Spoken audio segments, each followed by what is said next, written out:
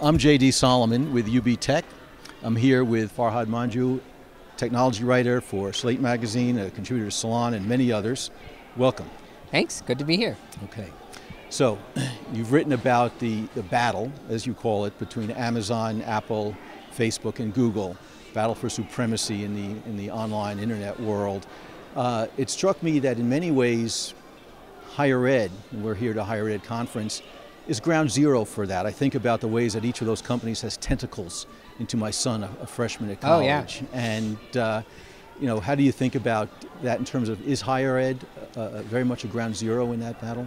I would say yes and no. I would say it is in the sense that these four companies view young people as fertile ground. I mean, they are kind of, in the jargon, they're called, internet natives. These are people who grew up with digital technology, and these companies view them as kind of the future. I mean, they're obviously the future consumers of their media, of their devices, but they're also kind of the exemplary users in these companies' view. The companies wish that we were all like how young people interact with technology. So in that sense, yes, I would say that they don't view the higher ed market specifically as something that is extremely attractive to them at this point, other than for Apple. Apple is sort of sees customers in the education business as a good way to get people hooked on their products. Apple, in addition to having kind of a legendary internet, education sales division, they've also done a lot of things like put classroom lectures online in iTunes. iTunes EDU. Yeah. Here at this conference, the names of each of those four companies has come up in different contexts. Facebook a little bit less so, but both as allies and adversaries. Oh, yeah. Google with Google Apps for Education is all over higher ed. Amazon is competing with school bookstores. Yep. Apple, of course, with iTunes EDU and everything Apple is part of this. So there's a lot at stake, I think. Yeah, I mean, one of the things I argue, I argued in the piece, and I sort of continue to believe, is that these companies, they used to operate in a very different way. In the past, we all kind of associated one technology or one business with each of these companies. So Apple sold devices, Amazon sold books, Google did a search engine, and Facebook was just this social network, and Facebook just wasn't around until recently. And now what's interesting about these companies is that they view the rest of the world, the rest of the technology industry, but also the rest of the economy beyond the technology industry as just this huge market. I mean, it's a place that they think they can shake up basically every part of the economy. And, to the extent that the education business and parts of the education business, like publishing or like just IT infrastructure or devices, all of that stuff, to the extent that that's part of their market and they see that as a place to attack, they will. I mean, one of the things about these companies that I hope to get across in my talk is that they're relentless. They don't stop, and they're very fast, and they're not they're careful to protect themselves, but they're not cautious about other people's interests. Well, we've seen that with Apple and its announcement this week they're going to get rid of Google Maps into their own Maps app, and with reviews, Google has Zagat, Apple is involved with Yelp. So yeah, it seems like they're very interested in it, willing to do these incursions. Yeah, I mean, it's the kind of the level of rivalry in Silicon Valley is at a peak. And in the past, I think that 10 years ago, a little bit more, the Silicon Valley companies were kind of aligned against Microsoft, which they saw as the big behemoth to fight. Now they're all kind of fighting one another. I mean, Google and Facebook are just intense rivals because they both depend on the advertising business for their revenues, and so they're fighting over this one market, and they are fighting over employees, talented engineers. Apple and Google are rivals because they both produce phones, phone operating system, mobile operating systems, and so we see these sort of divisions and rivalries forming between not just kind of one side and the other, but every side is against every other side.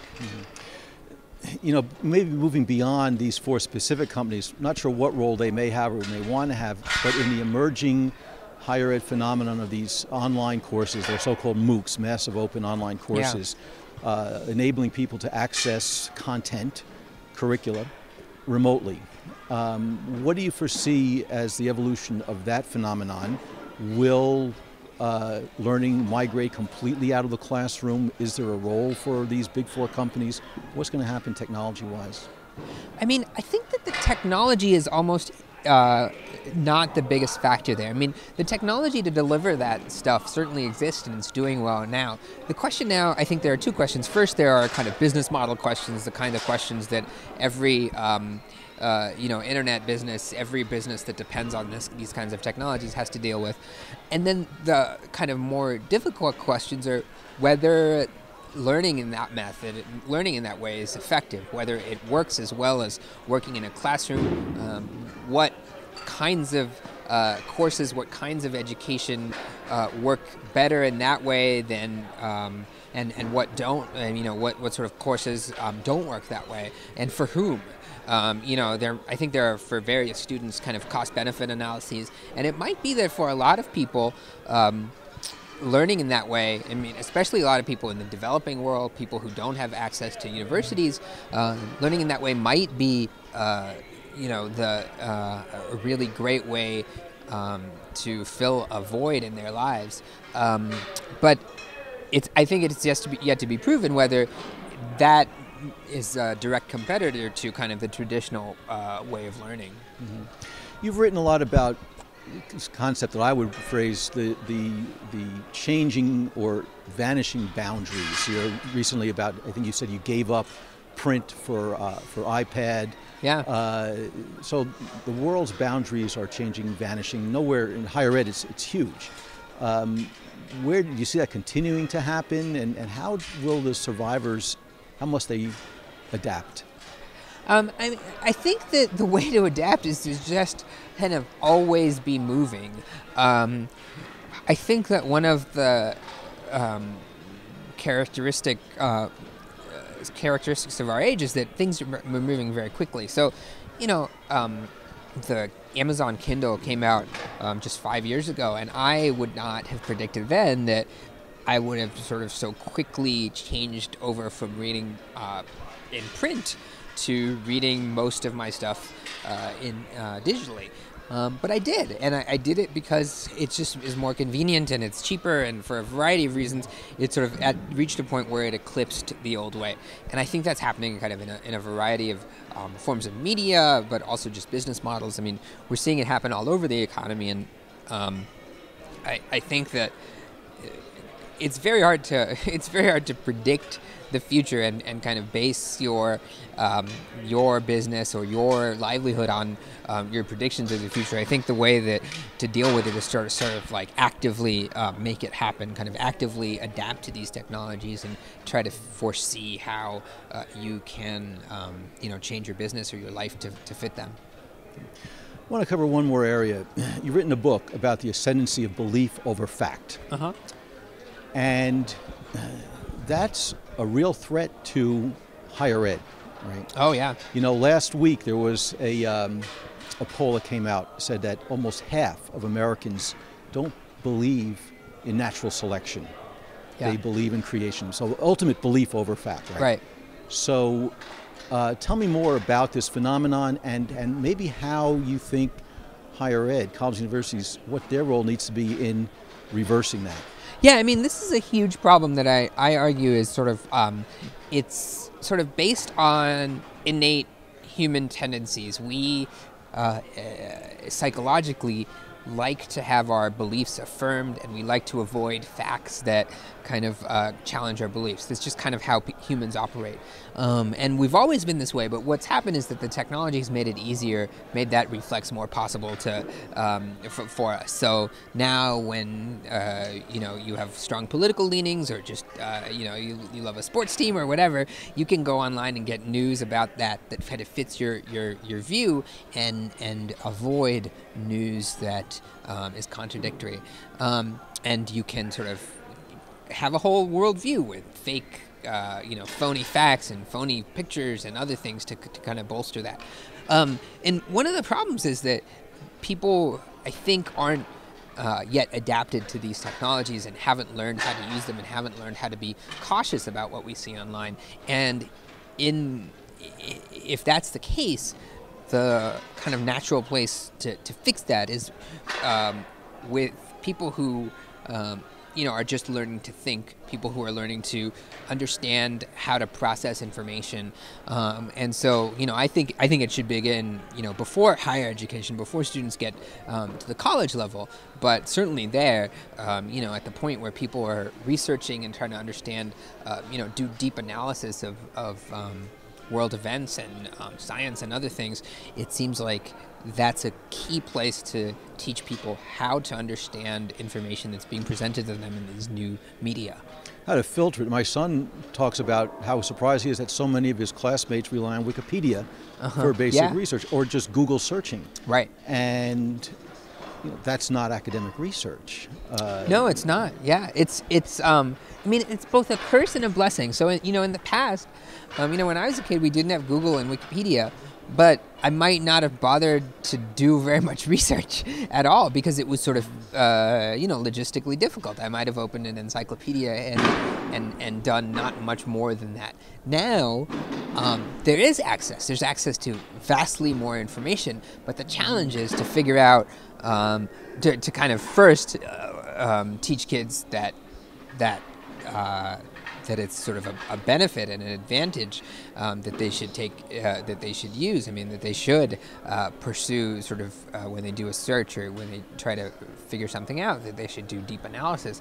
But then also to try to teach them how to do the analysis. So, I mean, it's a blessing in that we do have the information now, but it's a curse in that it requires education to kind of figure out how to use it. I want to ask you about the role of technology in this concept of serendipitous learning. The idea that you accrue knowledge by serendipity, by looking for information on point A and finding yourself at point B only because it's next in line in the alphabet. Yeah. Or now, some would say that technology hinders serendipity. Others, like with social networking, Facebook and others, would facilitate it. You have thoughts on that? I think it's an open question. I've seen studies. So Facebook recently sort of tried to figure out how information goes through its social network, and they found that people learn a lot of new information from what they call their weak ties. People you don't who maybe just sort of your acquaintances on Facebook that you wouldn't have interacted with otherwise. Old college friends. People, old coworkers, and it's those people's information that sort of more frequently pops up in your feed, and because a lot of people have more weak ties than close ties, you get a lot of information through those people, and that's serendipity. It seems to suggest that you would get a lot of information from people who you might not have associated with otherwise. On the other hand, you can choose to ignore all that information and focus on, just the stuff that you found on your own very targeted Google search or your own, your very closest friends. And that's sort of the problem of the internet is that you can, while there is all this information out there, you can just ignore it. Let's bring it back full circle with social media and learning and the role of social media in college and formal learning and academics. Where's it coming with that? I mean, I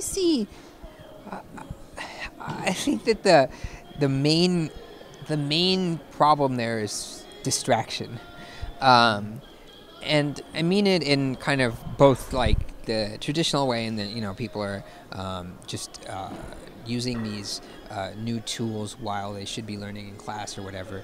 But in a larger sense, in that it's very difficult these days to have sustained deep thinking about any topic because you're constantly being interrupted by the digital world. Like there's this sort of, if you think about the world, there's what you're doing right now, and then there's this overlaid on top of it, just accessible from any device. There's all this conversation occurring all the time. And if you think about trying to study while there's a party outside your room, it would be very difficult. But that's what it is now. It's like there's always something there's always other people around. Always something better. Yeah, always something better, always other people, and you can always sort of just leave your deep thinking. I find it difficult these days to, read a long book or even watch a movie is difficult without interrupting and checking email or something. It's harder and harder these days, and I assume that if you're in college and if you're trying to write a PhD thesis or something, if you're trying to do something that requires a lot of thought, it's much more difficult these days than it was when Henry David Thoreau just could go out and sit by a think. pond. Yeah. Right, good. Farhad, thank you very much. It's been a pleasure talking to you. Yeah, thanks a lot.